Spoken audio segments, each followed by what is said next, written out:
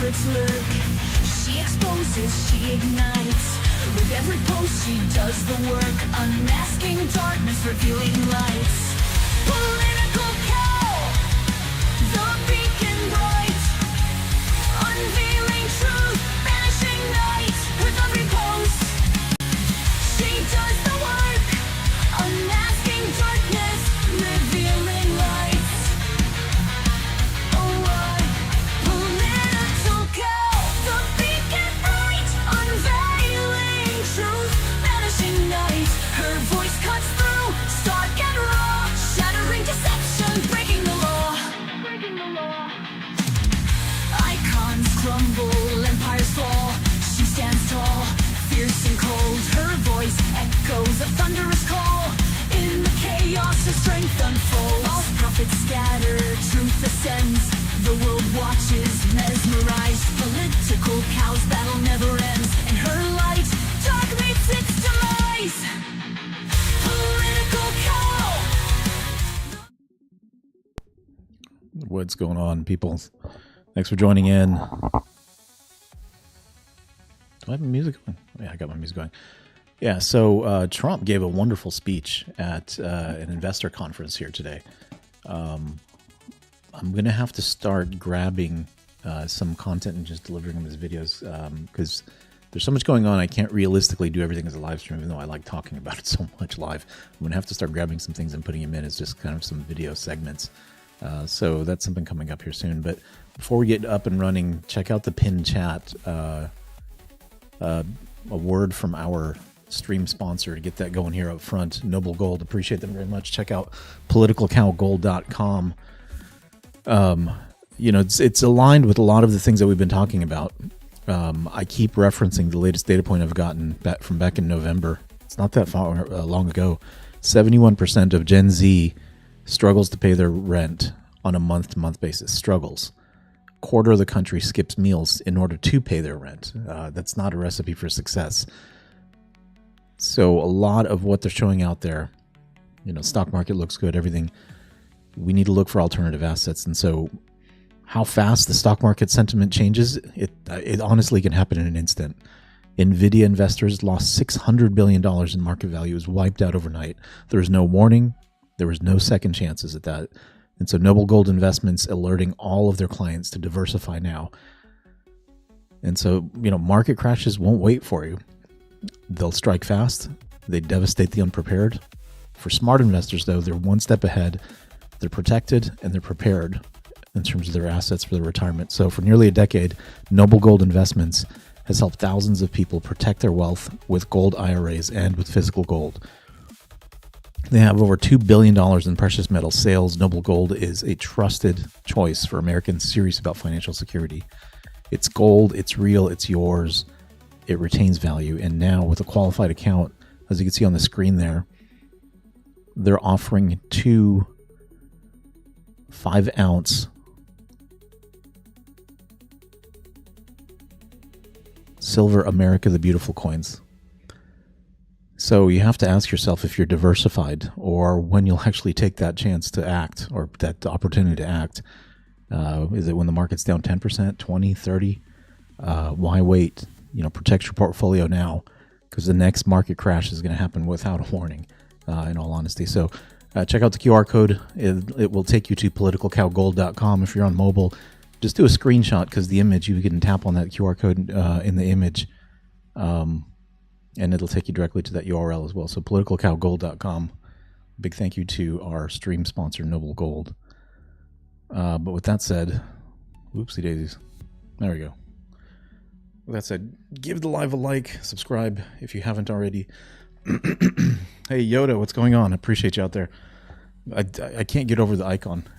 I can't get over the icon with Dave Chappelle. Makes me want to go watch one of his Netflix programs here coming up. But I want to get to this investor conference that he spoke at. It's really interesting. His delivery, everything has changed now. Just some reflections on Trump. You see him in interviews. I wouldn't say eloquent, but he's much more masterful in terms of handling tough questions that get thrown at him or insulting ones. Honestly, they're not really tough. They're not tough questions. They're insulting him or they're condescending, right? And he doesn't react in the way that they want them to. They want him to, because I think so far, for the majority of his life, he's been able to just kind of like blow past people, brute force, and he's realizing that with some of this stuff, right, it's not going to be the same as his experience in media and entertainment before. The best path is maybe not the one to push back too hard and have too much resistance. So anyway, I'm going to put this on real quick. I got to take my dog inside and then we'll be back to kind of talk through it together. But he's got some good stuff coming up here. Just let's check it out. And again, I dropped a couple of videos. Like I said, I'm going to start doing clips and starting publishing those a little bit more and more. So check those out. They'll be coming up.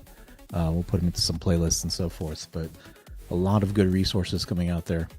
We'll get this going here. This is, you have to see outside, it's going wild outside with a lot of love for all of us, I guess. But thank you, Richard, for the introduction, and thank you to all for such a warm welcome. It's great to be back in beautiful Miami, where I've actually built a lot of great buildings with the Desert family and some others. We've had tremendous success in Miami. We have Trump Towers and Sunny Isles Beach. It's 4 beautiful buildings right on the ocean. The Trump Grande, put the little E in the end for a little, class it up a little bit. Trump Grande and the 700-acre Doral. It's a tremendous country club, and it's actually the most successful country club in the U.S. where I was just given approval to build 1,500 units, and I couldn't care less about building units. When you're president, who the hell wants to build units? I've been building units all my life. I don't want to build units, but they gave us permission to do it. But today is a tremendous honor. Become the first American president to address the Future Investment Initiative Institute. That's the first one. It's always nice. And I want to thank Mayor of Miami, Francis Suarez, for being here. Thank you very much, Francis, wherever you may be. Hi, Francis. And thank you for the endorsement when I ran. I was very appreciative. Along with the Mayor of Miami Beach, Stephen Miner. Stephen, thank you very much. Thank you. Thank you. Thank you, Stephen. Thank you very much. And numerous American business leaders, some of the biggest business leaders actually anywhere in the world, and many distinguished guests from the Middle East, and in particular the Kingdom of Saudi Arabia, a special place with special leaders.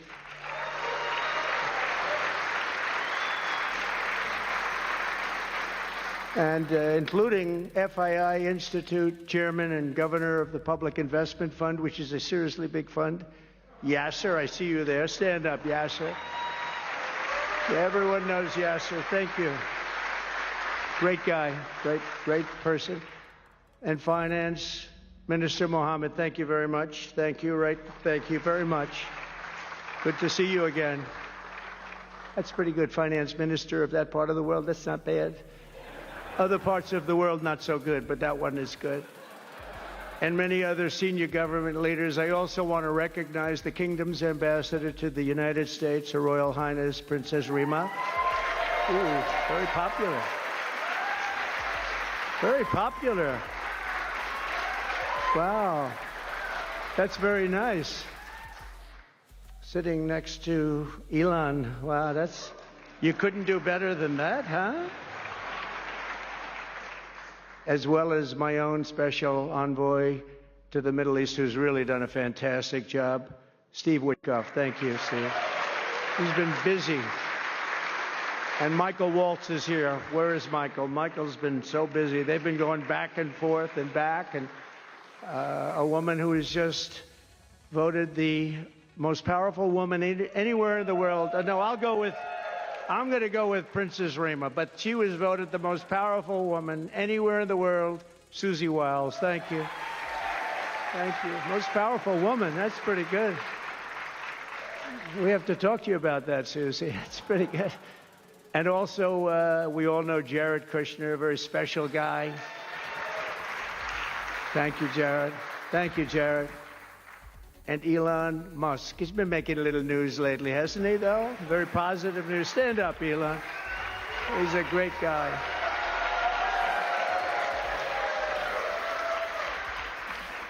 We did a little show last night. I heard they got very good ratings, too, by the way. We did. Hannity. Sean Hannity was fantastic, a fantastic man, a fantastic guy, and he did a show, and it was great being on the show with you last night. I come today with a simple message for business leaders from all across the nation and all around the world. If you want to build the future, push boundaries, unleash breakthroughs, transform industries, and make a fortune, because you want to make a fortune. Most of you have already made a fortune. I don't want to say that. There's no better place on earth than the current and future United States of America under a certain president named Donald J. Trump. I think that you're going to do very well. They're saying that November 5th, Election Day, 2024 will go down as one of the most important days in the history of our country. They said in 129 years, the most consequential election. I don't know if they're right about that or not, but it sounds good. I wanted to see if I could get a couple of more years tacked on, but I figured the fight wasn't really worth it. 129 is a lot. And as of January 20th, 2025, the dark days of high taxes, crushing regulations, rampant inflation, flagrant corruption, government weaponization. Oh, I know about weaponization. And total incompetence will be gone forever. They'll be gone forever. Because the United States is back and open for business, and the golden age of America has officially begun. You see it happening. Since my election, America's economic engines have come roaring back to life in just a very short period of time. Think of it, from November 5th, the progress that's been made has been amazing. The NASDAQ is up nearly 10% in just a few months, and that's a lot. The Dow Jones Industrial Average is up 2,200 points, and Bitcoin has set multiple all-time record highs because everyone knows that I'm committed to making America the crypto capital. We want to stay at the forefront of everything, and one of them is crypto, and Miami seems to be the center of the action, come to think of it, and maybe it'll stay there. Business optimism skyrocketed 42 points. Think of that in a single month, the most in history by far. That's the biggest increase in history by not even close.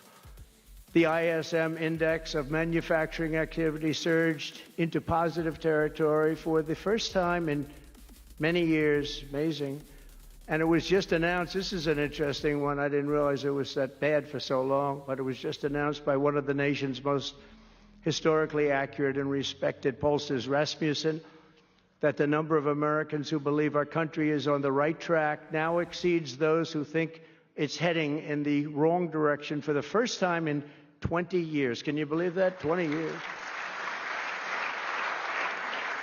And this is really a seismic 27-point swing from just before the election. Nobody's ever seen anything like that one yet, sir. I want to tell you, that's a big one. The best and most successful business leaders on earth are now racing to invest in the United States. Since November, DeMac has announced plans to invest $40 billion in the U.S., creating at least 10,000 jobs. SoftBank has announced investments of between $100 and $200 billion, creating at least 100,000 American jobs. Oracle and OpenAI and SoftBank are now collectively committing $500 billion to keep the United States on the cutting edge of artificial intelligence, and so many more. I mean, so many companies that want to come to the White House and have a little news conference all the time. I said, why don't you just announce it? But they want to come, and I'll do that. I don't mind doing that. I say anytime they want to go 10 billion or more, I'm there. 10 billion or more. But on his recent visit to the White House, the Prime Minister of Japan announced he anticipates Japanese investment in the United States of well over $1 trillion, and we're working on an Alaska pipeline already, which is the closest point to Asia. And as you know, the ANWR, which we've started, Ronald Reagan couldn't get it approved. Nobody could get it approved for so many years. Couldn't get it approved. I got it approved. Actually, I got it approved twice. I got it approved, and Biden ended it. That was a shocker, but we just got it approved again, and we're going to be. It's probably the largest deposit maybe anywhere in the world, just by itself. It's they say of similar size to Saudi Arabia, so we hope that's correct. But all of this is only happening because of the world-changing results of the 2024 election. We won the House. We won the Senate, the White House, and the Electoral College, and the popular vote in a landslide. We also won all 7 swing states, and all 50 states shifted in the Republican direction for the first time ever. So every state, every single state of the 50 states shifted Republican. That's never happened before. Either way, it's never happened.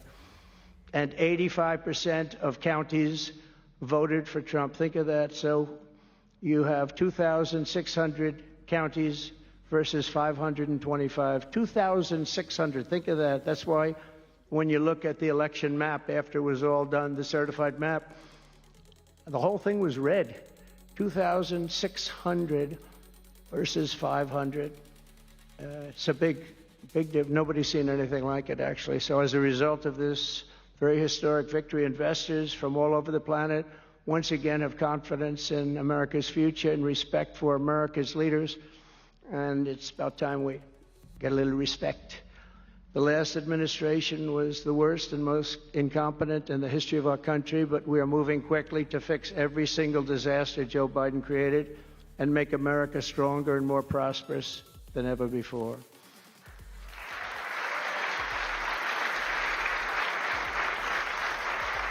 Our first and most urgent mission is to remove the criminals that Biden allowed into our country with the ridiculous and very dangerous open borders policy. They came from all over.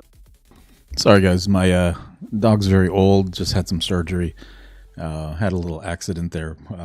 Took me a bit longer than I expected. So back now. But wonderful speech. I hope you guys have been enjoying it. Let's keep it going because some really good stuff comes out of this. Some comical too. The world. They came from prisons and jails. They came from mental institutions and insane asylums. They were gang members. They were drug lords. They came from all over, and they were allowed to come into our country. And we're getting them out in record levels, just like they came in record levels. I want to thank Tom Homan and Christie, who is she's doing a fantastic job, governor of South Dakota, and Tom Homan, and they are doing a fantastic job, and the results are incredible. And every country is taking them back. They're sending their criminals to us, and they're all taking them back. We had a little problem with a couple of them that ended very quickly. And because some said, we don't really want MS-13 back in our country. But I said, congratulations, you're taking them back. And they take them back. And by the way, Europe and other places ought to start also doing that. They better start looking at immigration because it's really hurting Europe very, very badly. And they better get smart and they better get tough before it's too late.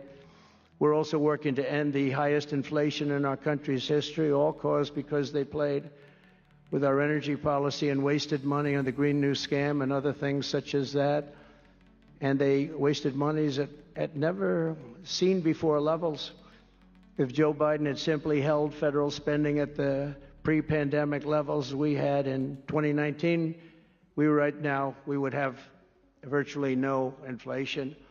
We're trying to balance the budget immediately, and because of the tariff income, which is really, it's already turned out to be amazing, actually.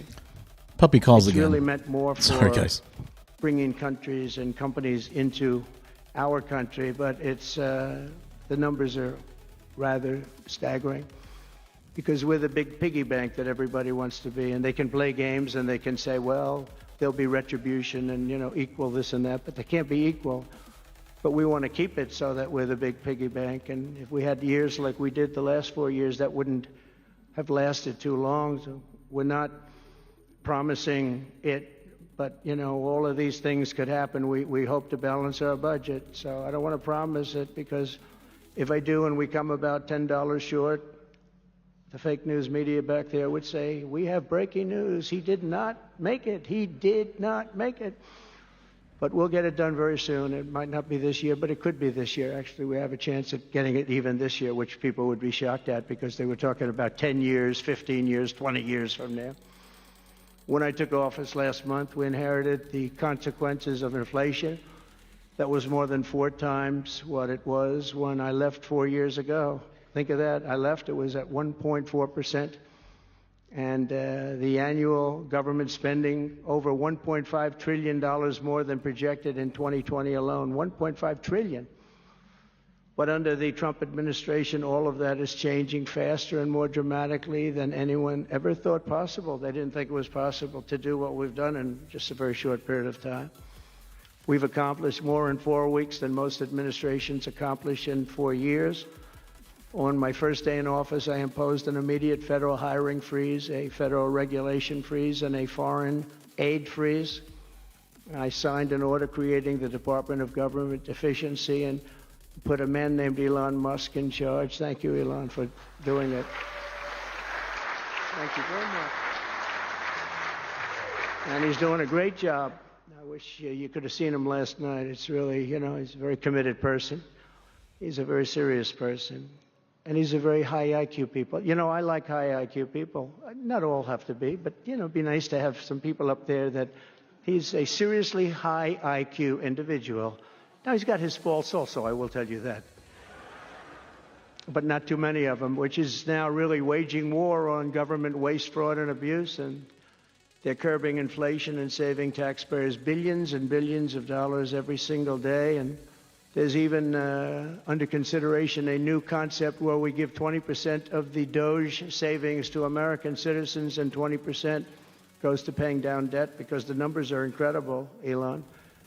So many billions of dollars, billions, hundreds of billions, and we're thinking about giving 20% back to the American citizens and 20% down to pay back debt and pay down debt, which is, if you look at value, if it were a real estate balance sheet, the debt is tiny, but we still want to pay it down. Doesn't matter. We don't look at it as a piece of real estate. It's America. We're going to get it down through intelligence, hard work, and as Elon said, a word called caring. You have to care. By doing this, Americans will tell us where there's waste. They'll be reporting it themselves. They participate in the process of saving money. So many of the men and women in this room, as an example, they pay tremendous amounts of taxes. And here are just a few examples of where your money was going before I came along. These are just some of the, just taken at random. Oh, there are much worse examples than this. I was just looking at them before the speech, and I can tell you they were much worse. And there are some that are horrible, but I don't want to really say them because they're very, very embarrassing to people. Very, very embarrassing.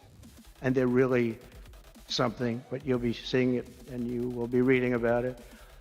But just some taken at random. $2 million for sex change operations in Guatemala. $20 million for Sesame Street performances in Iraq. $20 million, that's a lot of money. You know, I know what it costs to do those things. You get a cast over for $50,000. Give them a couple of bucks tip. That's it, not 20 million. 20 million, that's Gone with the Wind on steroids. $101 million for 29 diversity, equity, and inclusion contracts at the Department of Education. Wow. And we've canceled all of these, saved all of this money. And again, this is just a small sample. This could go on. I could read them all day. $520 million for a consultant. I want to know, who is that consultant? To do ESG, that's environmental, social, and governance investments in Africa. $25 million to promote biodiversity, conservation, and illicit livelihoods by developing socially responsible behavior in Colombia. $40 million to improve the social and economic inclusion of sedentary migrants. Nobody knows what that even means. None of this stuff. Nobody. Hopefully, little buddy's doing okay. Everyone's trying to figure out what the hell does it all mean. $42 million for social and behavior changes in Uganda. 40 million's a lot of newspaper ads in Uganda. $70 million for research of evidence-based solutions for development challenges. $10 million for Mozambique medical male circumcision. What does that mean? $2.3 million for strengthening independent voices in Cambodia. $14 million for improving public procurement in Serbia. $486 million to the Consortium for Elections and Political Process Strengthening, including $22 million for inclusive, participatory political process in Moldova, and $21 million for voter turnout in India. What do we need to spend? And so the criticism right now of Doge is that they're having these younger, call them kids, because that's how they're being referred to as in a derogatory way, coming in to do data analysis. They're data engineers. They run AI models. That's how they're finding this stuff so quickly, because they train it to understand the contracts, the government nomenclature, and to pick these things out very quickly and identify them, and then they can look at these outliers pretty quickly. That's how they're making such quick progress of this. And so that's why they have them coming in, because that's their core competency to do this type of work, which I think is phenomenal. It's excellent. Let's keep doing more. The one thing that he mentioned a little bit ago that I was helping out my little puppy here, the Doge dividend, as Musk is calling it, 20% of the savings going back to the American public? Because, I mean, after all, it is our tax dollars. Phenomenal. I think that's great. We should keep that up. Not that we give more money to government, but as these things come back, let's pay that back. 21 million for voter turnout in India. Wow, $21 million. I guess they were trying to get somebody else elected. Well, we ought to tell the Indian government, because when we hear that Russia spent about $2 in our country, it was a big deal, right? They took some internet ads for $2,000. This is a total breakthrough. $21 million for India elections. $29 million to strengthen the political landscape in Bangladesh. $20 million for fiscal federalism, and $19 million in addition to the $21 million for biodiversity conversion in Nepal. $1.5 million for voter confidence in Liberia. We need voter confidence too when you read this list. $14 million for social cohesion in Mali. $2.5 million for inclusive democracies in South Africa. $47 million for improving learning outcomes in Asia. Asia's doing very well. We don't need to give them money. And in another program, $50 million plus another $50 million for condoms for Hamas. Do you know about that? $100 million for condoms. Condoms. Does everybody know what a condom is? For Hamas, $100 million. And these are just some. I could read this list all day long. I just don't want to bore you. All right, I'm gonna have to take that little part right there and make that a short. Like that's too. You can combine that with so many things. But these are just some, and not nearly as bad as others. And some are just. I just don't want to say them because they're too incendiary. We're also finding tremendous abuse, waste, and fraud in Social Security. Social Security is what's happening there is going to be one of the great potential scandals in history. Yoda, you bring up a good point. So there was like a 50-year agreement with Saudi Arabia to trade oil on U.S. dollars, the primary denomination, that's since expired. It's still what the market says, but there's no reason for it to go elsewhere, or for it not to go elsewhere. So as you heard him earlier, I don't remember her title exactly, but they said Princess Rima's, she the ambassador to the United States? I don't remember the title exactly, but the relationship that they're trying to reestablish with Saudi Arabia, I think they want to lock that dollar denomination of oil. They want to lock that back in, which if they do, that swings power back to us big time, especially if we start producing the heck out of our reserves, which are way beyond anywhere else in the world. It's just all untapped at this point. On the program, there are over 4.7 million Social Security numbers from people from 100 years old to 109. Think of that. Now, over 100, there aren't a lot of people that make it.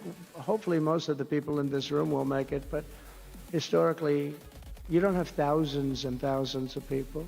But listen to this, 3.6 million people are on Social Security rolls from the age of 110 years old to 119. Do you think there are really that many? Those people are seriously old. But it gets worse. 3.47 million people are on Social Security from the age of 120 years old to 129 years old. 3.9 million people are on the age of Social Security from 130 years old to 139 years old. Now, the all-time record, I heard, is a woman who was 127 years old. That's the record. A woman from a certain country where they have actually people that live pretty long, actually. And she was 127 years old. That's pretty old, but we're topping her by millions of people. 3.5 million people from the age 140 to 149 years old. 1.3 million people are on Social Security from the age 150 to 159. And over 130,000 people are on Social Security over the age of 160 years old, okay? Including 039 people, think of it, over 1,000 people between the ages of 220 to 229. And so Rachel Maddow had a clip where she said, she was very critical of this and said, you know, that year when you see 1875, that's a special code. It's just test. It's not real. But the broad range of dates that are out there, like how much of this really is a test when he's talking about millions of invalid claims that are being, you know, held up in there. I mean, we're paying out more in Social Security right now than the Social Security tax takes in. If we can get this unlocked so that the benefit can get paid out to everybody who actually needs it, right?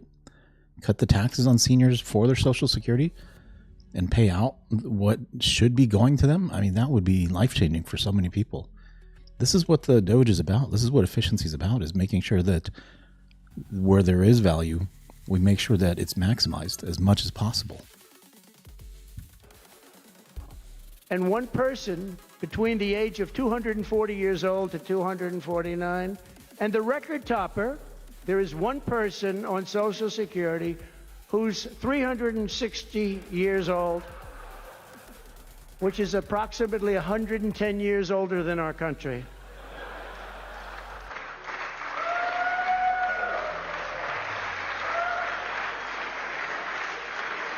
So what we're trying to find out, and what we will find out, is are people being paid from all of these, you know, somebody pocketing 10,000 here, 10,000 there, what's going on? So we'll find that out pretty easily. So there's, I'm looking at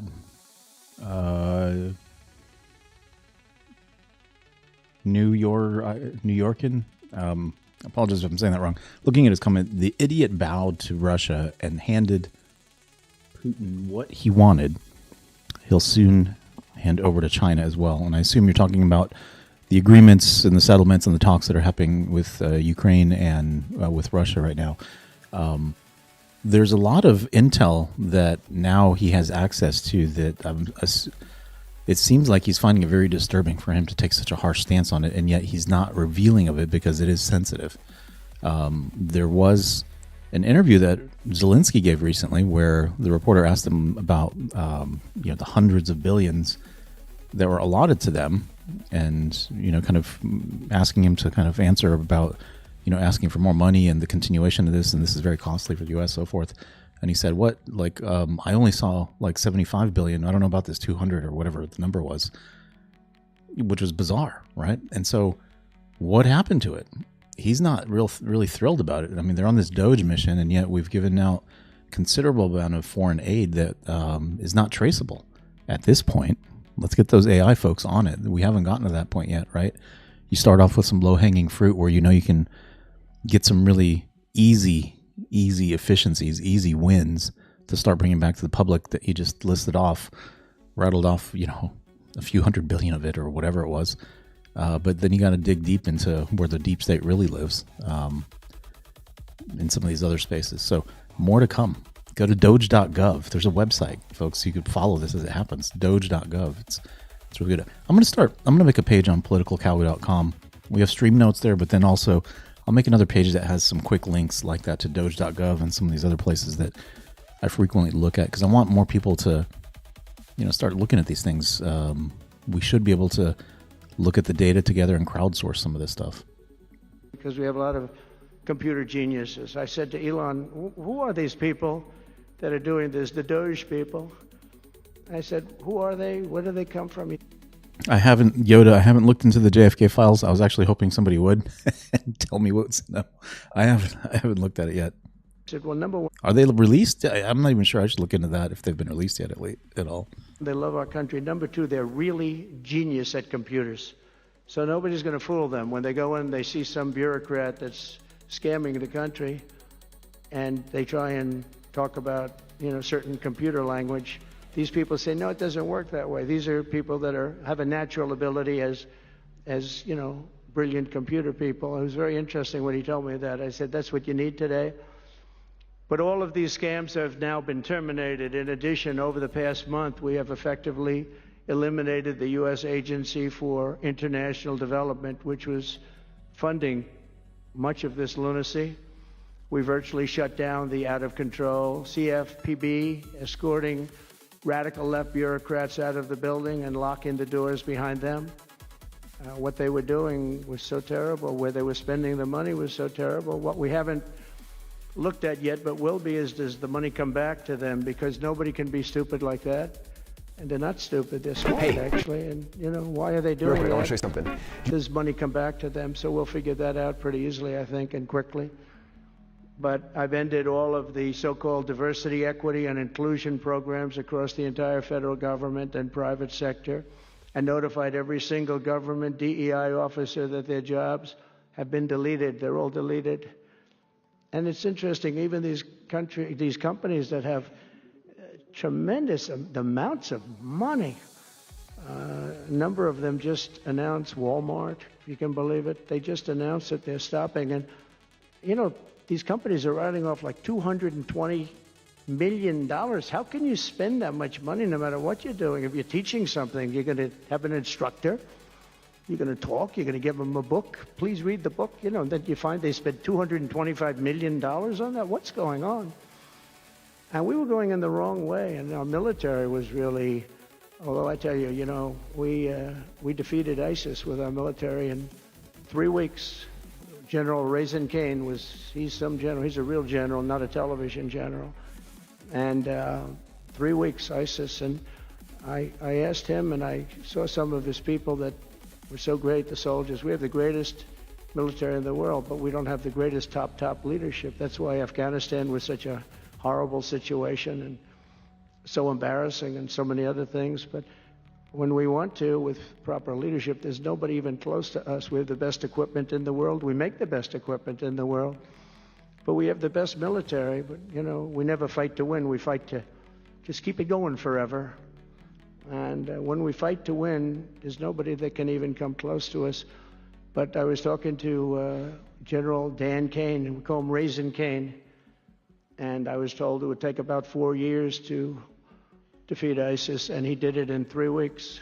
I said to him, "What do you think, General? How long will it take?" "Sir, I think we should do it in less than 4 weeks. You're going to have time left over." And he did that. And we were told by the television generals it would take 4 years, so we did it. That's when I went to Iraq. I flew to Iraq, and late at night, the dark of night, all the windows closed, all the lights off in the plane in Air Force One. And we flew in, and it was pretty amazing. I'll tell you, we were landing, and there were no lights in the plane. "Sir, we have to turn off all lights." I said, "You mean we spend $9 trillion and we have to fly in Air Force One with the lights off?" And I went up to the pilot, said hello. And by the way, these guys are like central casting. These are the best-looking human beings. Everybody is like perfect. The most handsome people, the best-looking people you've ever seen with the flat tops and the whole thing. And I was a little concerned because the lights are off, and everything's off, and even the lights in where he was were down, very dim, very, very dim, with all of the lights on the fancy dashboards of the plane, of Air Force One. We're getting a new Air Force One if they can ever finish the damn thing. We're getting 2 of them, actually. But we may have to go a different route because it's taken them a long time. We're going to get military that's going to start building. We're going to get people to start building properly again in our country because they don't build properly. This was Boeing. But we're up there, and I'm looking at these people, and again, I say they look like Tom Cruise, but better, stronger, tougher. And I like Tom Cruise, but these are better. And they said, "Are we okay, Captain?"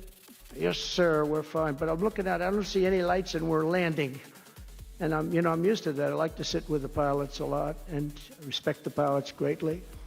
And we're up there, and we have the computer. I call it the computer voice, where it goes 1,900, 800. That's feet.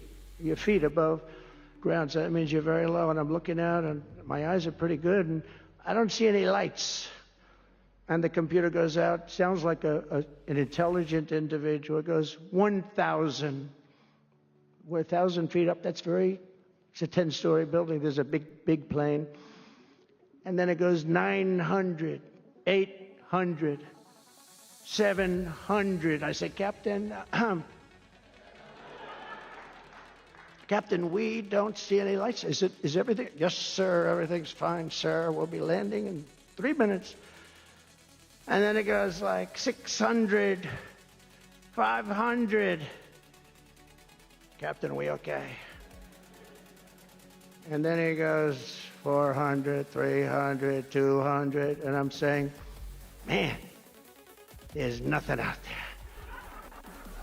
And then he goes, boom, perfect landing right on this thing. There are no lights on the runway. There's no, I don't know how the hell they do it, but I'm sure as hell glad we had somebody that knows how to fly.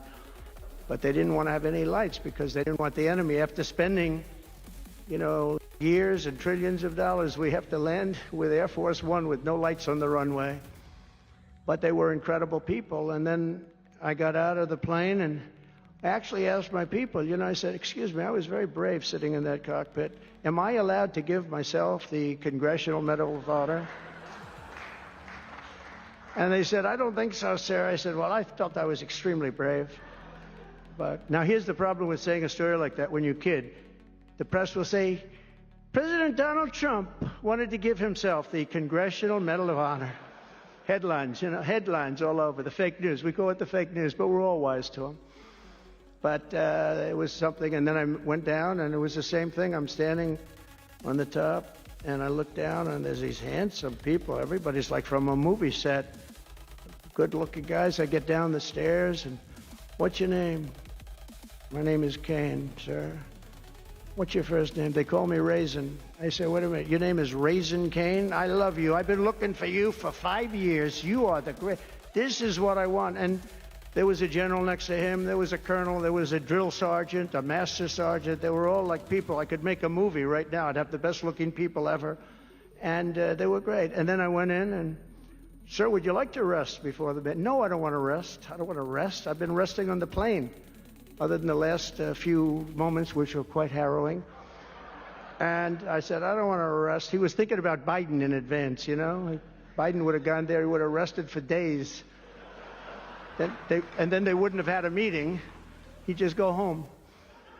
No, I said, I don't want to rest. I don't want to rest at all. I want to go. So we went into this like bunker, and we had a lot of very good, talented people. And that's when I asked him. I said, you know, I'm hearing it's going to take a long time. No, that's not right, sir. It's not going to take a long time. We'll have it done in 4 weeks. I said, how can you say 4 weeks when in Washington they said 4 years? He said, 4 weeks, sir. We'll hit them left, we'll hit them right, we'll hit them up the center, we'll hit them underground and overground, we'll knock the hell out of them, sir. And I said, why is it that they said so long? He said, because they wouldn't let us fight. And we're very far away. They want us to fight for this, from this airport. We're very, very far away, sir. And they want us to fight here. We have many substations out, sub-airports, they call them, remote airports, where they build them in the sand. And we have many of them, and I'd use them all, sir. And I would hit them so hard from so many different directions.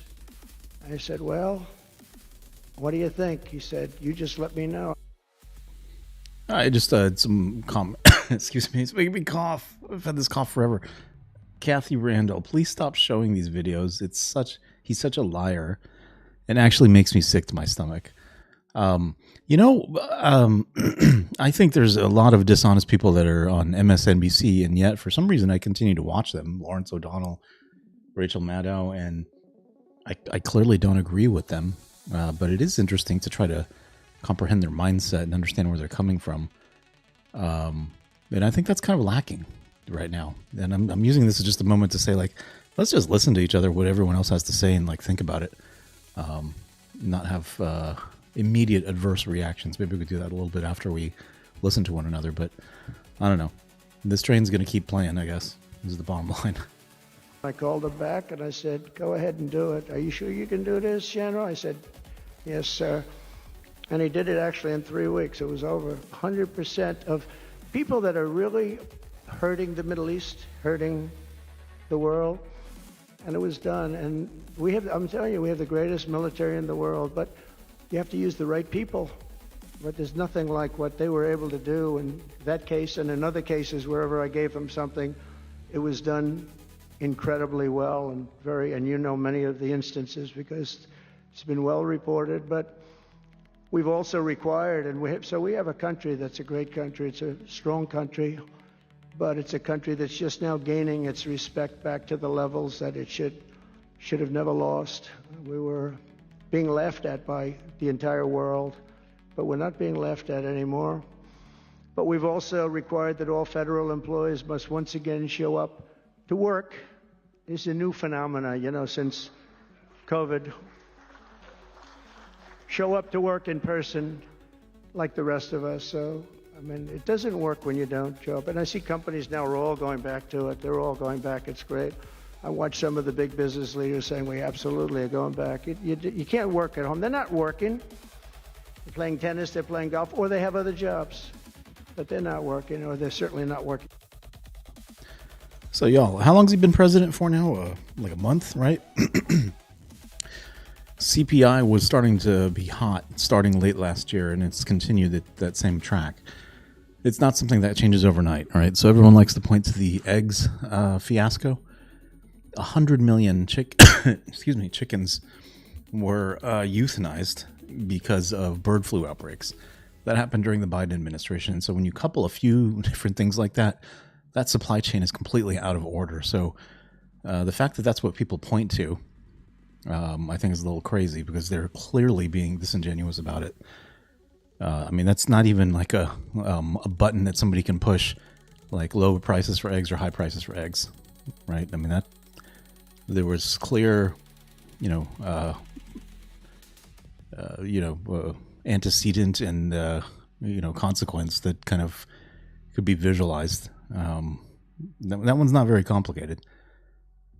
What I do find is I don't remember the congressperson's name, but a few of them have taken pictures of themselves going in the grocery store, probably for the first time in many, many years, because they've enriched themselves while being in Congress, but found themselves in the grocery store pointing to $12 eggs.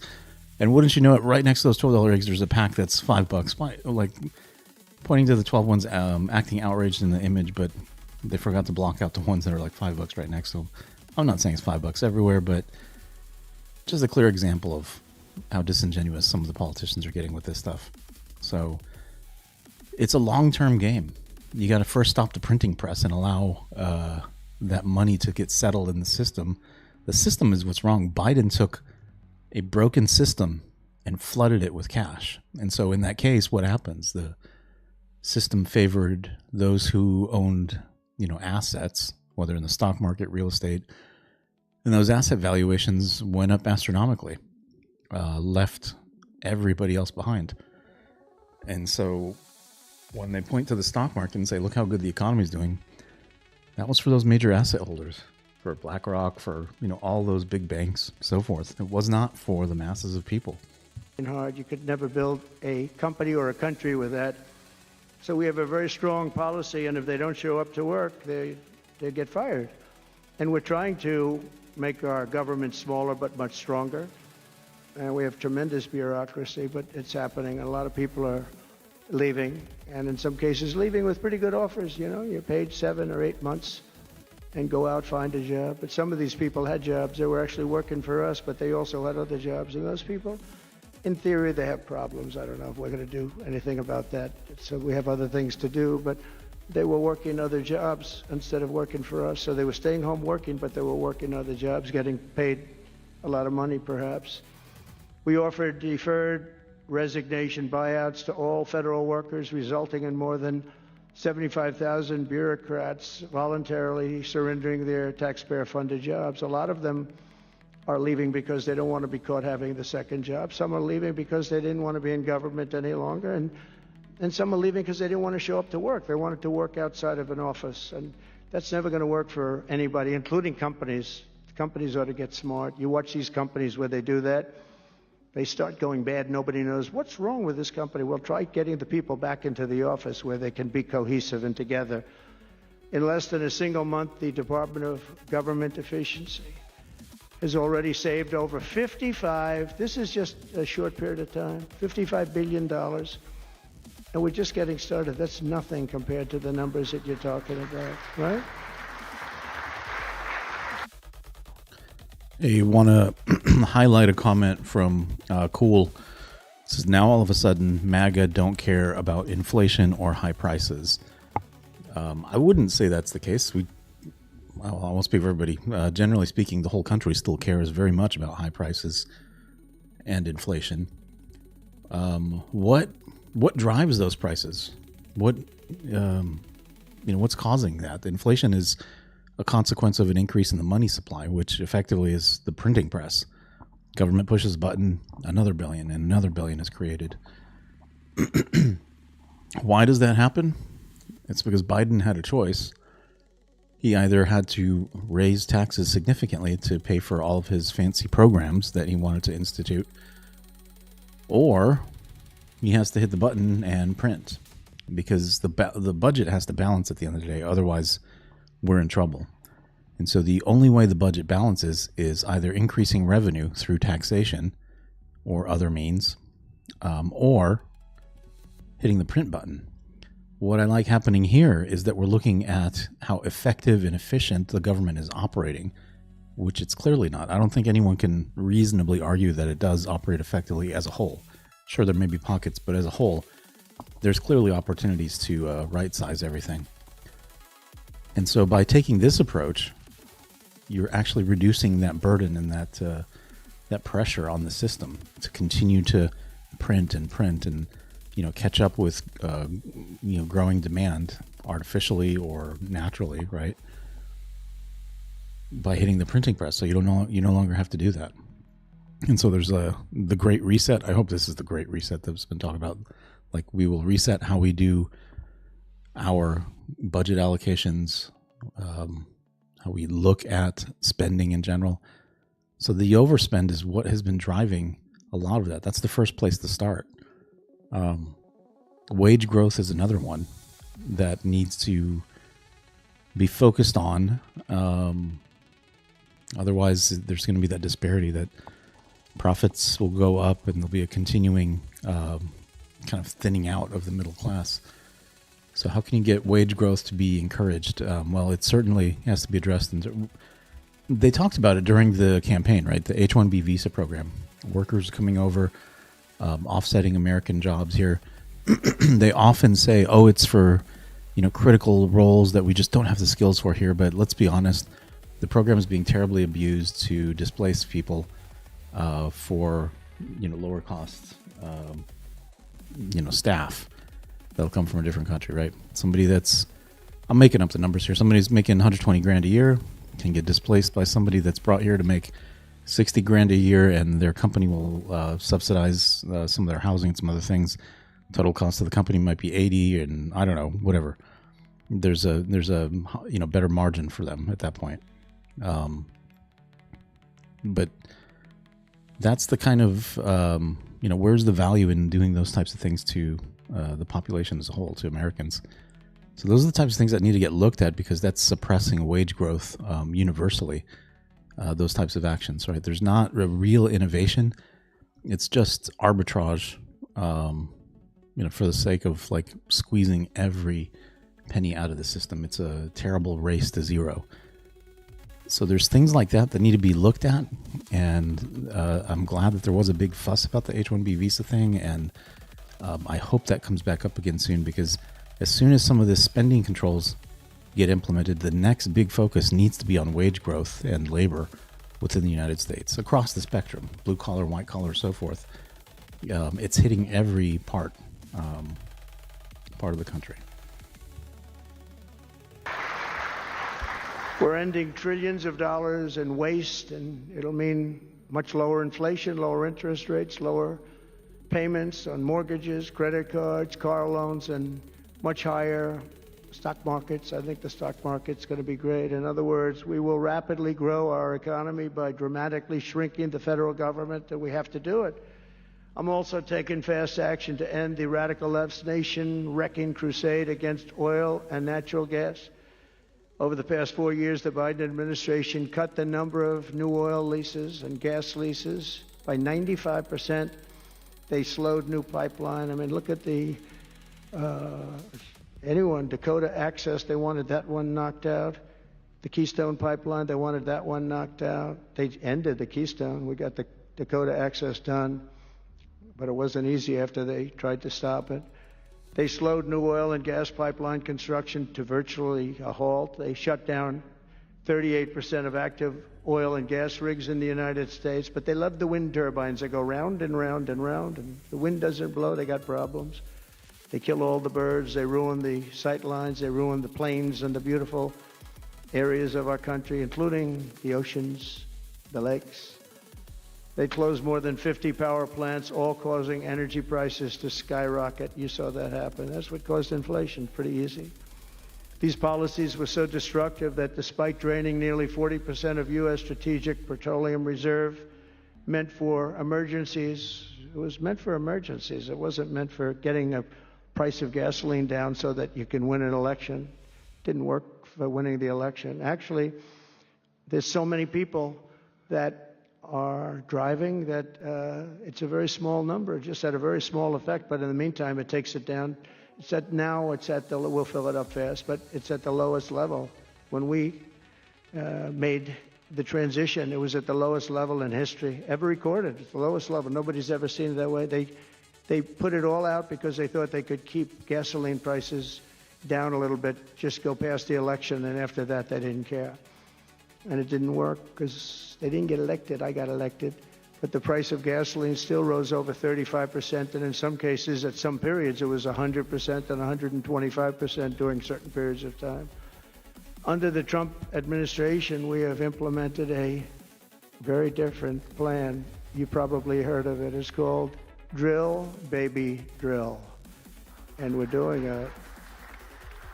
The world runs on low-cost energy, and energy-producing nations like us have nothing to apologize for. We have more energy than any other nation in the world, and we're going to use it.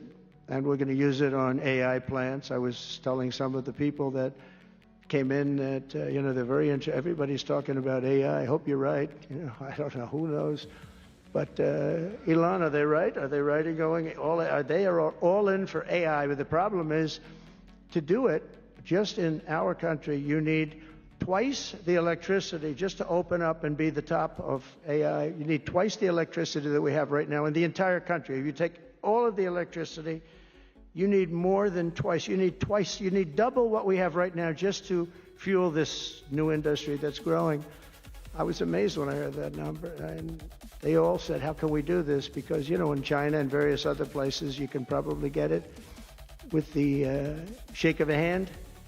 But in our country, you can't. But now you can, because I'm declaring a national emergency in order to get fast approvals. And we're going to have, if you build a plant, you're able to build an electric generating facility right next to your plant. So you'll be making your own. You won't have to count on utilities. You won't have to count on an old grid that could fail, could get hit by something, bad things or good things. But you're not going to have to worry about grids. You'll build your plant, and you'll build essentially you'll become a utility in a way. You'll build your own electricity. If you want to build extra and put it out and get paid for that, you're going to be able to do that. You could put it back into the grid, but you're going to be able to build with your plant a generating facility. And we're going to get you Lee Zeldin, head of the environmental group, various groups, and we've got them unified now, but we're going to get you very fast approvals, and they'll be approved so fast your head will spin. And we're going to get that whole industry started, and we're going to be the head of it. We're leading right now. We have the greatest brain power. We're leading right now, and I expect that we're going to be leading by a lot, but we're going to get you the energy very, very quickly. That would be the one thing that everybody was concerned. How do we have that much electricity when Los Angeles has blackouts and brownouts right now? And there's a lack of electricity, but we're going to get it at levels never seen before. I ended the ridiculous Green New Scam, halting tens of billions of dollars of wasteful deficit spending. And I withdrew the United States from the unfair one-sided Paris Climate Accord, and I ended Joe Biden's insane electric vehicle mandate because it was just insane. I repealed the last, and by the way, if you want to buy an electric car, it's great. If you want to buy a gasoline-driven car or a hybrid, it's great. Whatever the thing happens to be. I heard hydrogen's hot. The problem is when trouble, because when that sucker blows up, they don't find the body. So that's one that I said, you know what, let's take a pass on that one. They said it's good, but when it's bad, it's really bad. You find the bodies on trees, on the side of a tree. I said, This is just funny. He's doing like a whole stand-up routine here or whatever.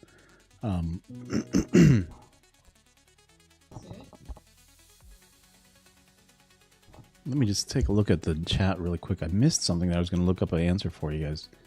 Where did it go?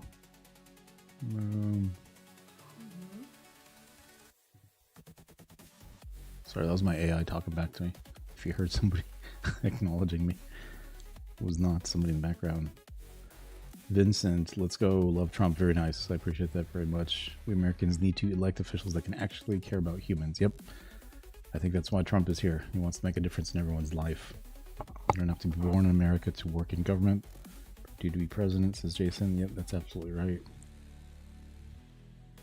Okay. Dolly says that they're looting tax dollars. Where are they putting this loot that they're capturing? And to what end? I mean, Elon has more money than anyone else in the world. What he cannot possibly spend all the money he has. I mean, I just don't understand. He did, interestingly enough, try to purchase OpenAI. He made an offer for $100 billion because he wasn't happy with the direction that ChatGPT was taking things. His XAI is pretty good. Grok. That is a pretty good framework to the guy called. All right, I think I lost it. If I find it again, I'll jump back in. But I lost the comment here.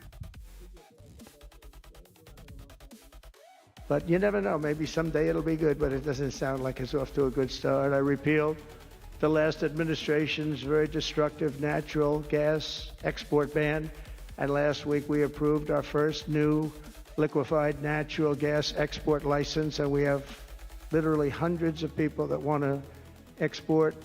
I recently met with the Japanese Prime Minister, Shiba, to discuss large increases in American oil and gas exports. They want it so badly. They said we went to the Biden administration. They wouldn't sell it. Implemented. They wouldn't sell it. Nobody knows why. Biden didn't know why either. They asked him. I don't know.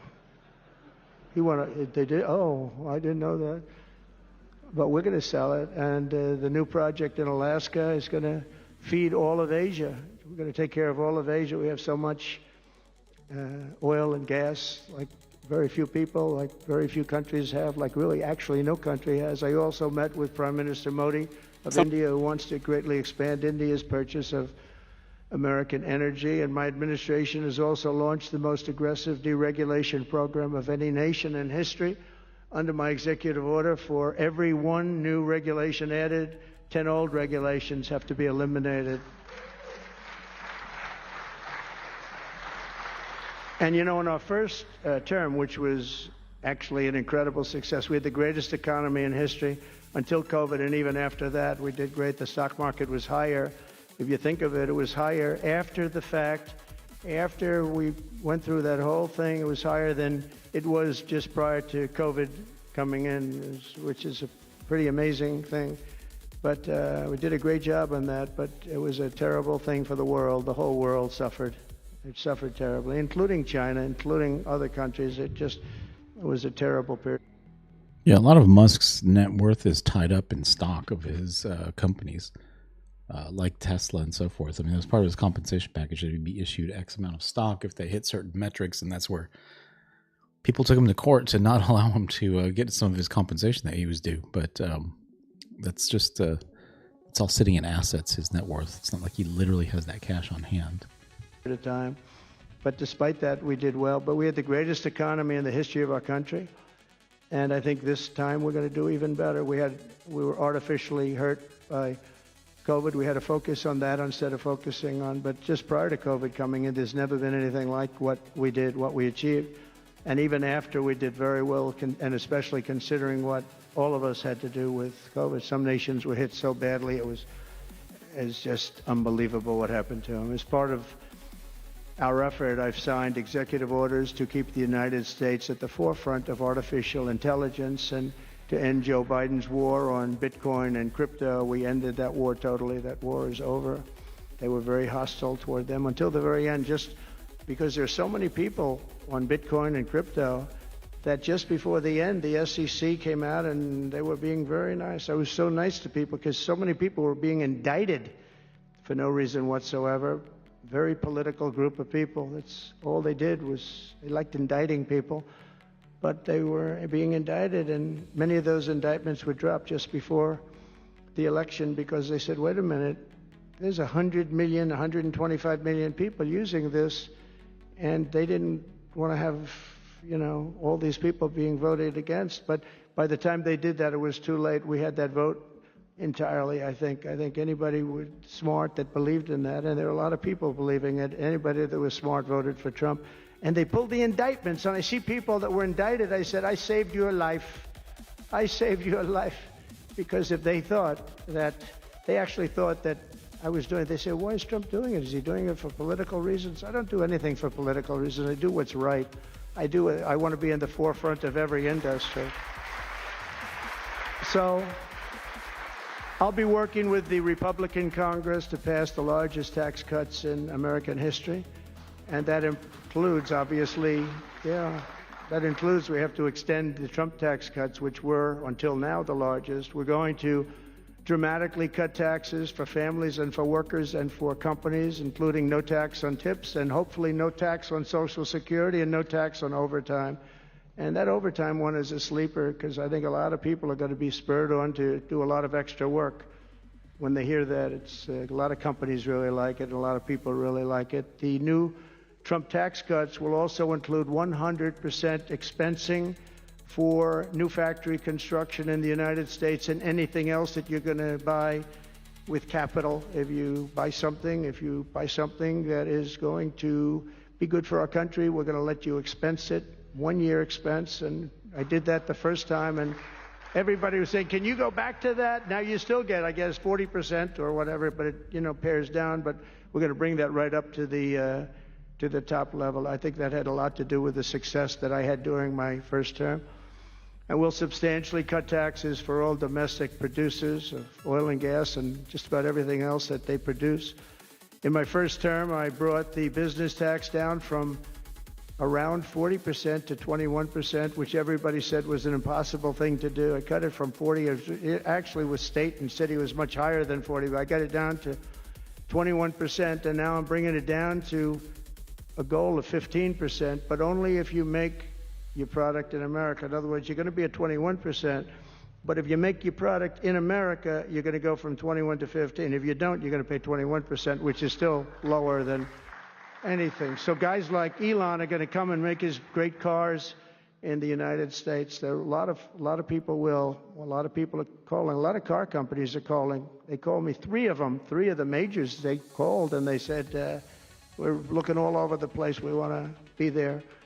I'm going to be announcing tariffs on cars and semiconductors and chips and pharmaceuticals, drugs and pharmaceuticals and lumber probably and some other things over the next month or sooner. And it's going to have a big impact on America. We're bringing our businesses back. If they don't make their product in America, then they have to pay a tariff. But if they do make their product in America, they don't have to pay any tariff, which will it's all going to bring trillions of dollars into our treasury, or it's going to mean that there won't be any taxes because we want to have a fair base. If they don't have it, we don't have it. If they don't pay, if they don't charge us, we don't charge them. It's pretty simple. The Republican Party is once again the party of common sense. We're a party of common sense. We want strong borders. We don't want men playing in women's sports. We don't want to have transgender for everybody. We're the party of common sense. That's how we won the election in such a big manner.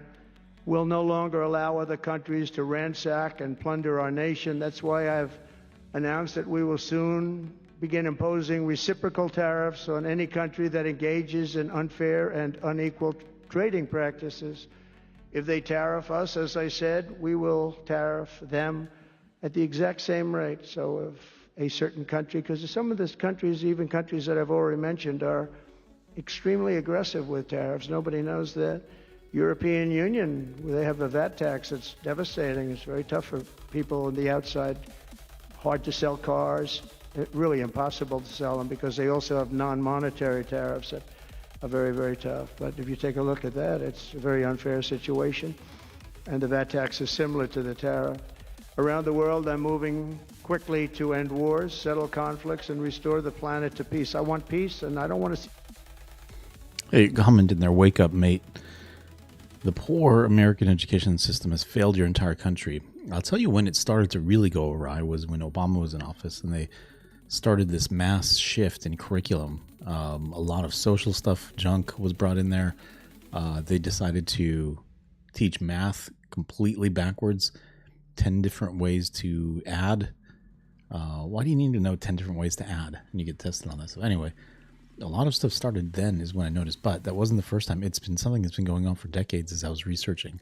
It'd be an interesting topic to dive into in the future, but it's something that's not brand new. It's been going on for a very long time.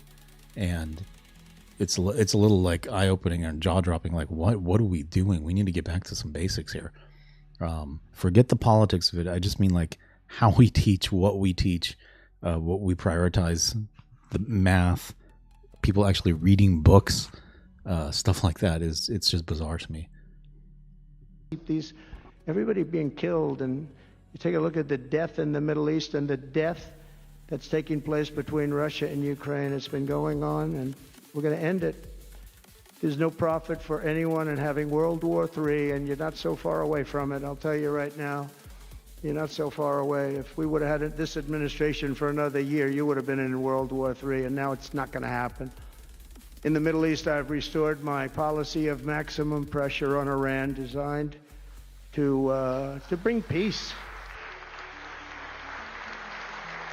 And we've designated the Houthis a terrorist organization. They're, destroying shipping lanes all over the place. They're making it very hard for people to get their product delivered. They're making it very difficult, but we'll take care of that situation. And we've secured a ceasefire in Gaza, and we're bringing in the hostages, and we're bringing them home to their families. Some of them are in pretty bad shape, I have to tell you. To end the horrible war in Ukraine, I have spoken with President Putin and President Zelensky, and our teams began negotiations this week in Saudi Arabia. I want to thank Saudi Arabia for that. That was so great. Yeah. And I want to thank, in particular, I mean, we have so many of the people, Yasser, Mohammed, all of the people, but in particular, we have to thank Crown Prince Mohammed bin Salman for hosting these historic talks. And talks that went very, very well. Steve was there, Steve Witkoff was there, and Michael was there, Michael Waltz and others, and they really went well. It's a big step. We got to get that war over with. You have to see the people that are dying. I look at the pictures, the satellite pictures of the field. It's a level field. And it looks like a modern-day version of Gettysburg, and you know what that means. It is just carnage. It's horrible. And, it's not American soldiers.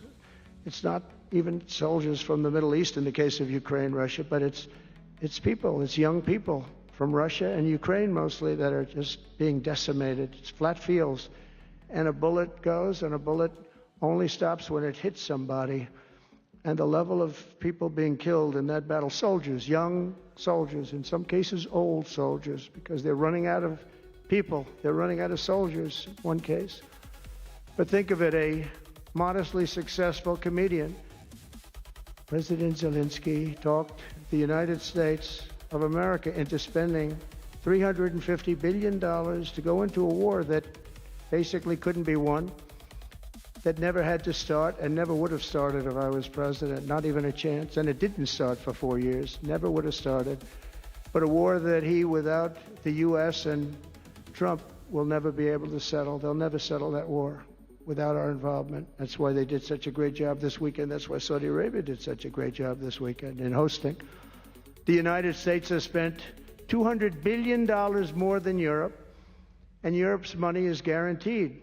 They get their money back. It's a form of a loan. Nobody knows that. I know that. I said, why isn't somebody saying, we do it the same way? And we spent much more money.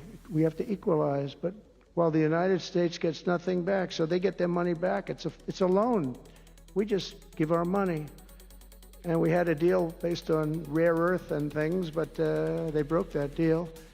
But they broke it 2 days ago. We had a deal because I said, we're spending $350 billion and Europe gets their money back in the form of a loan and we don't. We're just giving the money hand over fist. That's the Biden administration for you.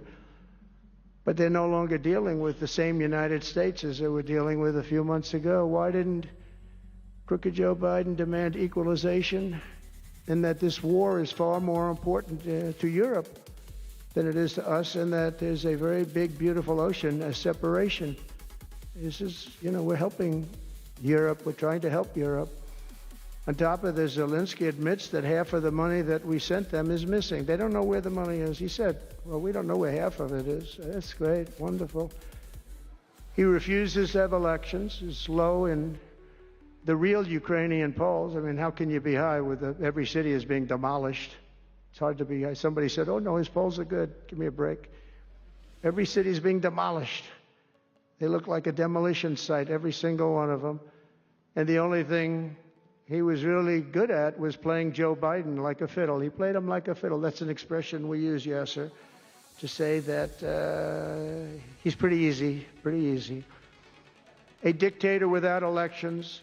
Zelensky better move fast or he's not going to have a country left. Got to move fast because that war is going in the wrong direction. In the meantime, we're successfully negotiating an end to the war with Russia, something I'll admit that only Trump is going to be able to do in the Trump administration. We're going to be able to do it. I think Putin even admitted that. Biden never tried. Europe has failed to bring peace, and Zelensky probably maybe he wants to keep the gravy train going. I don't know what's the problem, but he hasn't been able. He's very upset that he wasn't invited. He could have come if he wanted to, but that he wasn't invited to Saudi Arabia. But he's been working for 3 years. There's never been even meetings or phone calls to stop this war. It's a horrible thing. I figure Russia's lost 900,000 soldiers. I think that Ukraine's lost probably 700,000. And it's a terrible thing. You'll see bodies and body parts all over the field, all over. We see them very accurately through satellites. I love Ukraine, but Zelensky has done a terrible job. His country is shattered, and millions of people have unnecessarily died. And you can't bring a war to an end if you don't talk to both sides. You got to talk. They haven't been talking for 3 years. So we hope to see a ceasefire soon and to reestablish stability in Europe and the Middle East. Thank you very much. And as I've said before, it's my hope that my greatest legacy will be as a peacemaker and a unifier. That would be a great legacy. So in conclusion, the golden age of America is upon us, and I'm inviting everyone here today and every citizen across our land to take part in the most extraordinary period of peace, prosperity, growth, innovation, wealth creation, and expansion the world has ever seen. We're on our way. I mean, everyone's talking about us. 3 weeks. We're in there for a couple of days more than 3 weeks. And everyone's talking about it. You have to see the crowds of people outside. It's pretty amazing what's happening. We're on the verge of soaring markets, surging incomes, booming production, groundbreaking technologies, thrilling discoveries, and a quantum leap in the quality of life.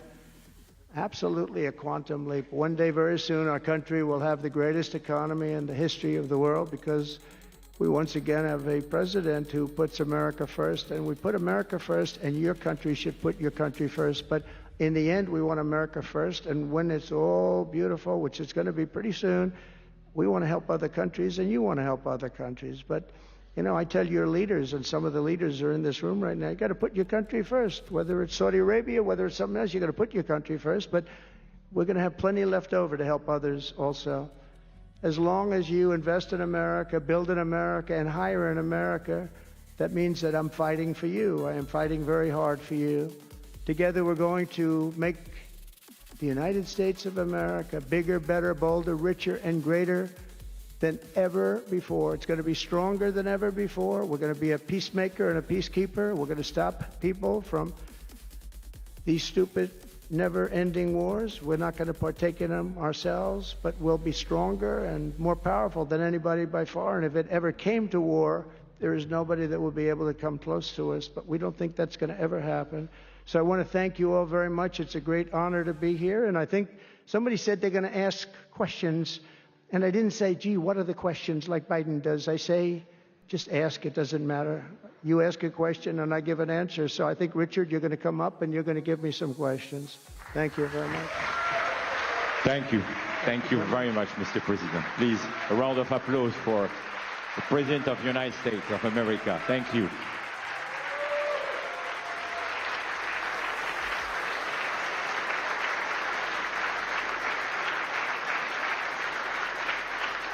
Mr. President, thank you for accepting to take a few questions. 20 years ago, I don't know if you will remember, we were... Quick comment on tariffs there. Nissan, 4 days ago, people were speculating, like, hey, they might actually drop out of their investments in the plants they have in Mexico. And they have actually announced, like, earlier in the day that Nissan is looking to jump ship and move out of Mexico because of the tariffs.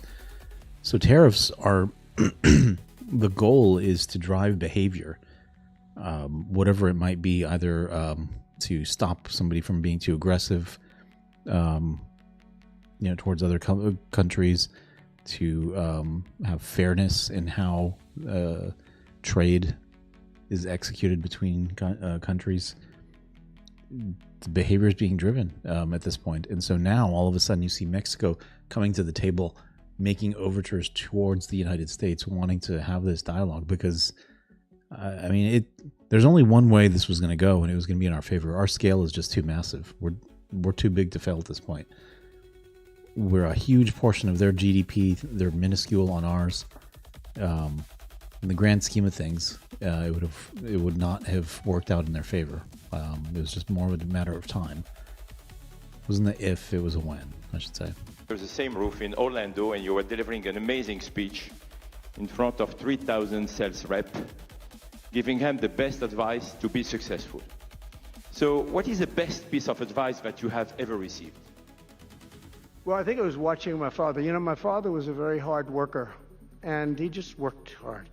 And he was very smart. He had good genetics. His brother was the longest-serving professor in the history of MIT, Dr. John Trump. And my father was every bit as smart. But my father had to work. He was older, and he put his brother through school. In fact, he once said, boy, I put him through so much school. He had 3 different degrees. And they asked him to stay on at MIT. But my father was the same ilk. And I noticed that my father was a happy man. And what he did is he worked. He just worked all the time. He worked. And he loved it. And really, I think the best piece of advice I got from that is you have to love what you do. And if you love what you do, you're going to have a happy life. If you don't, I see so many people, they're in businesses that they don't want to be in. They're in businesses that, they're bored in or they're not good at. They don't have a natural ability at it. There is such a thing as natural ability, whether it's sports or acting or anything else. Some people have an ability for something. Try and find that ability, but you have to love what you do. If you love what you do, you're going to be, at least you have a good chance of being successful. Mr. President, it's almost time for an early dinner. So if you are throwing a dinner party and you can invite 3 fascinating guests, living or dead, who would you bring? Well, they're all sitting right in the front row. Yes, sir. This is kind of one of those questions that just makes you scratch your head. You have an opportunity to really ask him something instead of going with a gimmick. Don't know. I don't know why they went this route. You ready? Mohammed, are you ready? Steve Witkoff, and we have the most important person, at least until the World Cup is over, is here. Johnny, stand up. He gave the United States the World Cup. Johnny, thank you very much. I didn't know you were here. That's very good. He's the king of soccer. That's not bad. And you've done a fantastic job. But it's very interesting. When I was president, I got the World Cup, and I got all of the, we have the 250 anniversary, so that fell in this administration. That's a big deal, 250 years. But we have all of these things happening, and I also got the Olympics. And I was called by the mayor of Los Angeles, sir, would you call up the Olympic Committee, because it was at that time President Obama will not take their phone call, and we're going to get the Olympics in Los Angeles. And by the way, they've recommitted to Los Angeles at a level that, I was very worried about that. And the the opposite. You know, somebody could have said, well, we're going to do it someplace else, until they have actually recommitted. They're going to make it bigger and better than ever. So I want to let you know that. But All right, I just got to make a comment. I've seen it a few different times, comments on Trump's businesses and bankruptcies. When you have a small business, you know, you're in every aspect of it, operations, managing the budget, payroll, everything, right? It's a small business. Say it's you have a small restaurant, right? When you operate at the scale he does, and you have massive billion-dollar properties across New York City, casinos in Atlantic City, properties in Florida, around the world, you don't dive into that level of detail. You operate a portfolio, okay?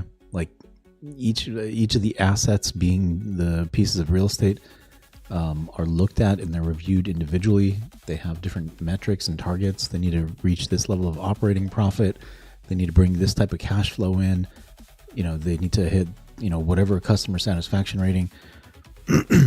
They set them up in that vein. And when they set thresholds too, if a given asset is underperforming for X number of years and we've taken these actions, we need to think of divesting from it or allow it to collapse and go bankrupt if there are no buyers, right? And that's just the course of what happens when you have a large portfolio of assets. In his case, it was real estate assets. So just, you don't look at it as an individual business running.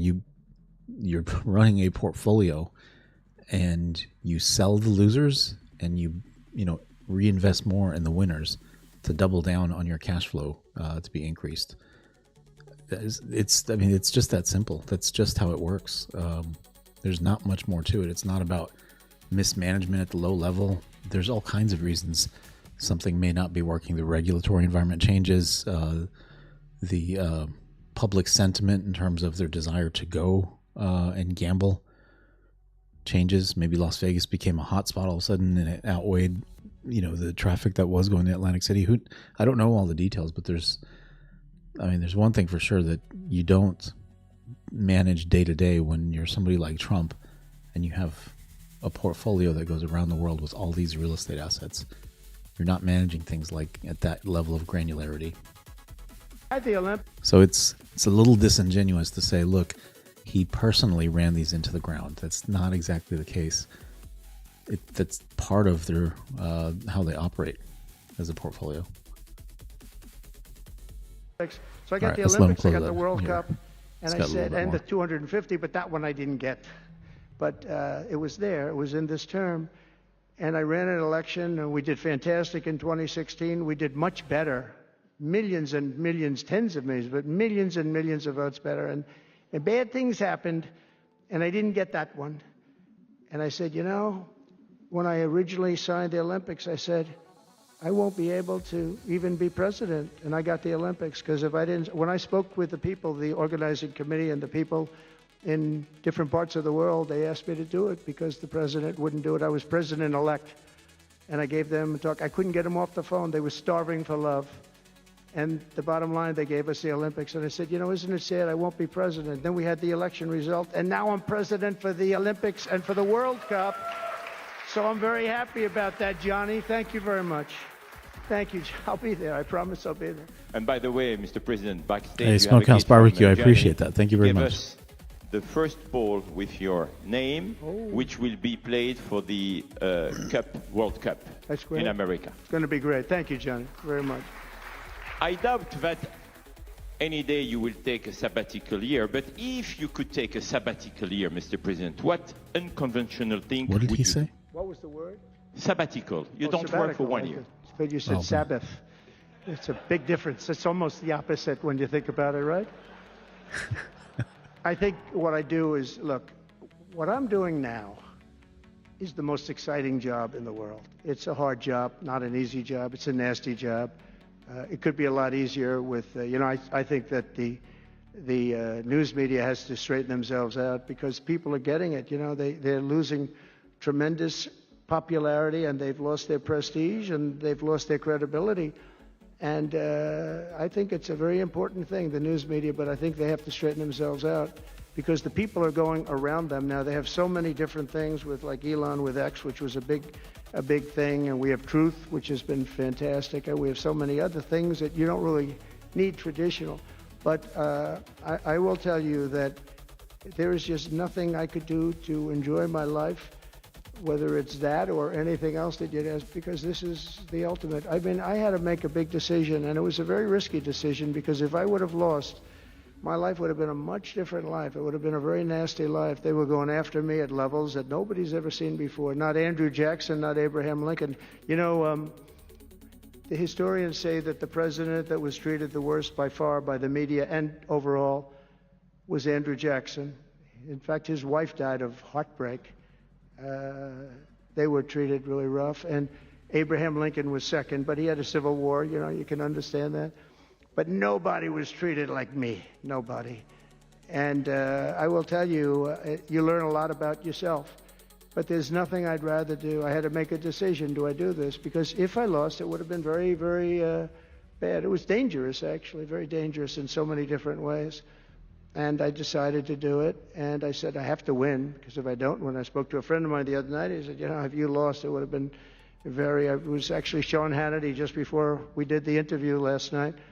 He said, boy, if you would have lost, you would have had a tough life. You would have had a very tough life. So there was a certain amount of courage involved in this decision to run, and it's a great honor to win by this much, to win all 7 swing states, the popular vote. Popular vote doesn't get won that much by Republicans for whatever reason. I think that's changing because, again, we're the party of common sense, and they're the party of some real bad things, and I think they'll change. I think they have to change. It would be wonderful. I'm going to be having lunch with some of the Democrats next week, and it would be wonderful if we could work together. I think working together would be great. But they have to change. You can't get elected on the programs that they want, and that's really what America wants to see. So there's nothing I'd rather do than what I'm doing right now.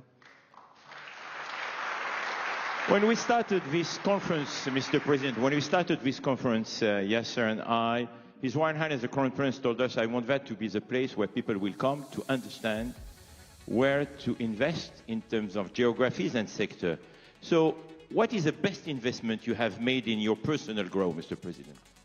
Well, I was involved in real estate from, most of my life, and was, guys like Witkoff will tell you I was really good at it, and I was successful at it, very successful at it.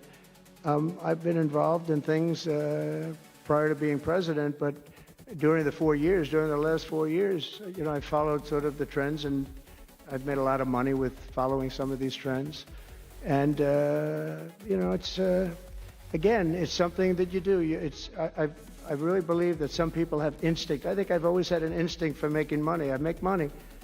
And I went into show business. I had one of the most successful shows on television. I wrote books, and they were all bestsellers. Virtually every book was a big bestseller, some really big bestsellers. And so I don't know. It's whatever I do, I just want to make it successful. It's very important to me. There are many ways to make money. You can be in many different fields. And a lot of them is being in the right country. If you're in a certain country, our country is actually getting very bad, a very dangerous place, actually. Bad things were happening. But if you're in a certain country, you have a chance to do well. And no matter how good you are, if you were born into the wrong country, you're not going to make money. Now, you can do other things. You can attain power, I guess. Maybe it's the wrong kind of power, but it's power. But being in the right country, where you have the right incentives and, entrepreneurship, etc., and America has always been sort of at the top, or one of the top, but always pretty much at the top. But it was losing that position, and I think losing it rapidly. This last administration, look, I don't want to be. I wish I could say I wouldn't have run if I thought Biden was doing a good job. If I thought they were, I wouldn't have run, because as I said, it was very dangerous to run in a lot of ways. In fact, my ear will show that when you look at it closely. My ear. I have that throbbing feeling every once in a while, but it was dangerous in a lot of different ways. But he was so bad that I had no choice but to do it. If I thought he was doing a great job, I wouldn't have run, and I would be very happy. I actually wanted him to do a good job. I was saying, do this, do that. I'm telling them, do things. They should have done what I said. And but I would have been very happy not to have run, and frankly, to have seen somebody do a good job. But our country was going to hell. And I really sort of had to run. If you were a historical ruler, would you prefer to rule during war or peace? Well, I want to be, again, a peacemaker, and I want to keep us out of war, but sometimes to do that, you have to have a very strong country. You have to have a very strong military. And as I said, we have a much stronger military than anyone would know. We have the best equipment, and I bought a lot of it. I rebuilt our military in the first 4 years. I rebuilt it. We gave a lot of it away to Afghanistan, to the Taliban, stupidly, but that's a very small amount relative. It was billions and billions, but it's still a very small amount relatively to what we built. But I largely rebuilt our military. Now I'm going to have to do it again because so much has been given away, so much has been treated so badly. But to keep peace, you really have to. I have a thing: strength through, and I mean it. You really have it. You have strength, and you need the strength. But it's really peace through strength, because without the strength, it's going to be very hard to have peace, because you're going to be taken over. Bad things are going to happen. So you really want to have peace through strength, and that's where I've been. Having strength, having power in that sense to protect yourself and your people is a very important thing. Hopefully you don't have to use that power. I will tell you, I was dealing with President Putin very successfully on denuclearization. We were talking about it very seriously, and then COVID came and lots of things came, and we had also talked to China about it. Now, Russia and us have the biggest nuclear by far. China is not close, but they will be close. In 3 or 4 years or 5 years, they'll be equal. But we were going to talk to China, and I spoke to President Xi about it very successfully. I think we were going to denuclearize it. We would have had to get the smaller nuclear powers, of which there are 4, 3 maybe, but 4 probably, to do something. We would have been able to do that. But I was having very strong talks with President Putin about denuclearization.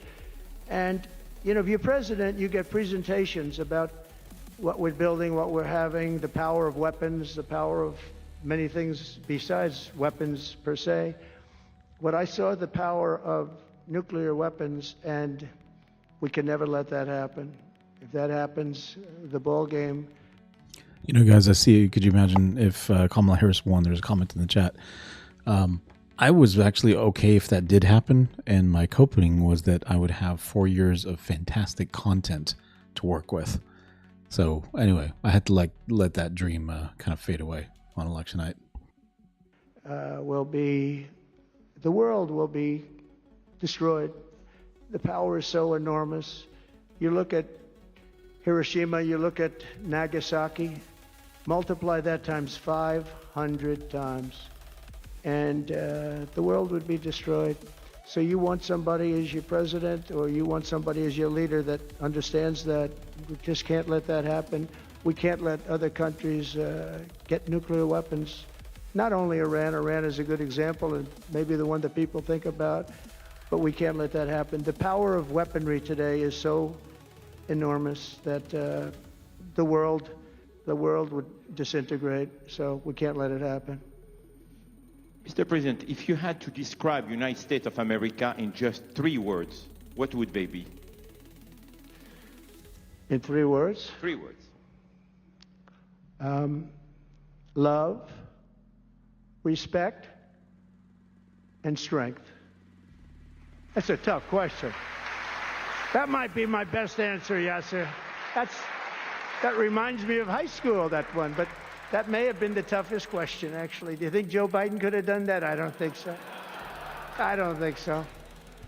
That's funny. We're almost at the end, Mr. President, but talking about United States of America, what is one cultural habit in the U.S. business that the rest of the world could learn from? What is the best practice that? Well, I think we love our families, but I think a lot of the world loves their families. You know, I was speaking to the head of Mexico because I complain constantly about people pouring in. Now our border is the strongest border we've ever had. We've gone from the worst border ever in history to the strongest border. But I was speaking to the president of Mexico, a very wonderful woman, actually. And I said, we were talking about drugs. You can't let people come through your country and come into the country. You know, I was not that nice, but they understood what I was saying. And she said something that really got me. She said, I said, you're not a big drug-taking nation. And she said, no, we are not a consumer. And I said, a consumer, what an interesting word. We're not a consumer nation. We're not a consumer of drugs. I said, what an interesting, and why is that? She said, well, we have very strong family values. I said, but we do too. We do too. We have very strong, our families are devastated by what's happening with fentanyl, and China will not be doing, we're going to make a deal with China. They were not letting that happen anymore. And I had a deal, by the way, before I left. I had a deal with President Xi where they were going to give the maximum penalty to anybody making fentanyl and sending it into the United States. And their maximum penalty is the death penalty, and it would have stopped. But when the election turned out to be a rigged election, but that's okay. When an election turned out to be, it was an election that shouldn't have happened. All the things that happened. I'll give you an example. We wouldn't have had October. Only 3 colors I need to know are red, white, and blue. That's how I would have answered. 7th Israel attack. We wouldn't have had Ukraine and Russia fighting. We wouldn't have had inflation. We wouldn't have had all of these things that happened. But in speaking with her, she said about family values. I said, well, you're not really saying anything there because we have great families too. We have great family values.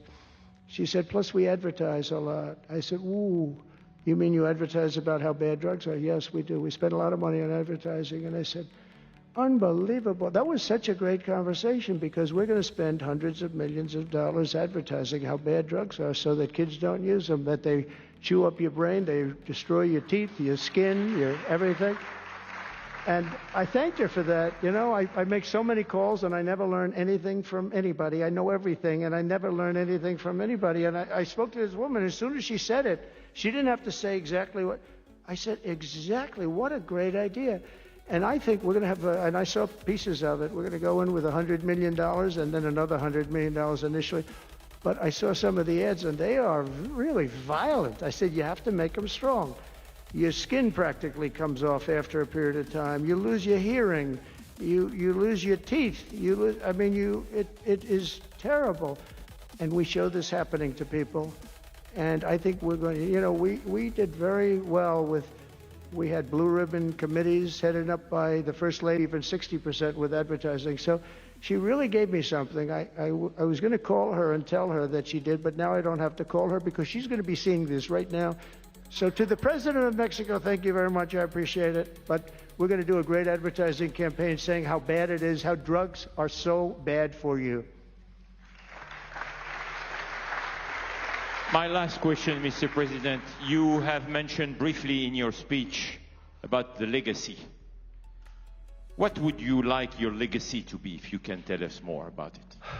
That I came into a country that was great, but is in trouble. And I made America great again, and I got it out of trouble, and people respect America now, and we were a country of peace, and we brought peace to the rest of the world. Thank you. Thank you very much, Mr. President. Thank you very much, everybody. Thank you.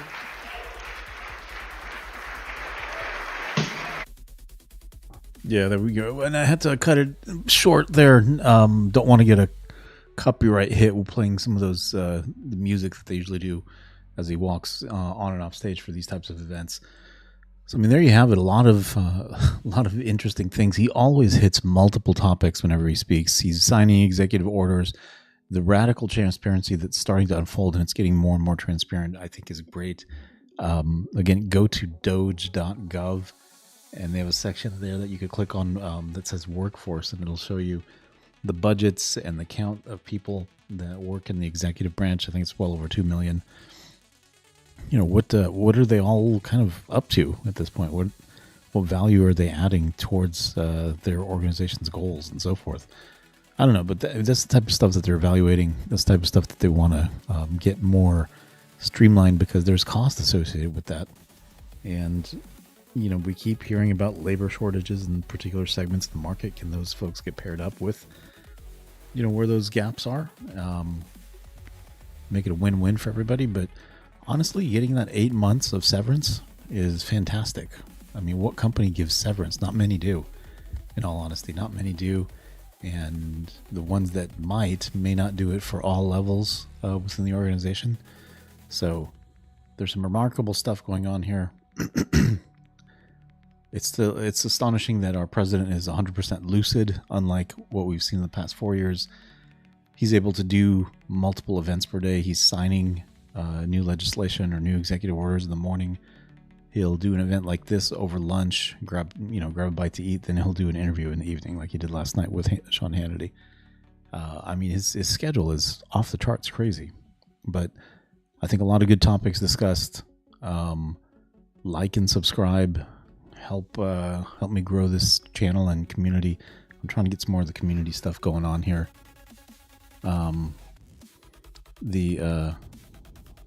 Yeah, I don't know. Do we go the Discord route? What do we do with that? I don't know. But I appreciate it, you guys. I'm going to go ahead and kind of close this one down. Ooh, let's see if we can get to 18,200 while the theme song plays as we go out. All right, I'll catch you guys another time. Darkness falls, truth emerges. Political cow unveils the lies. Behind the screen, wisdom surges, lighting up hate with her eyes. In the shadows, secrets lurk. She exposes, she ignites. With every post she does the work, unmasking darkness, revealing lights. Political cow, the beacon bright, unveiling truth, banishing night. Her every post, she does the work, unmasking darkness, revealing lights. Oh, what political cow, the beacon bright, unveiling truth, vanishing night. Her voice cuts through.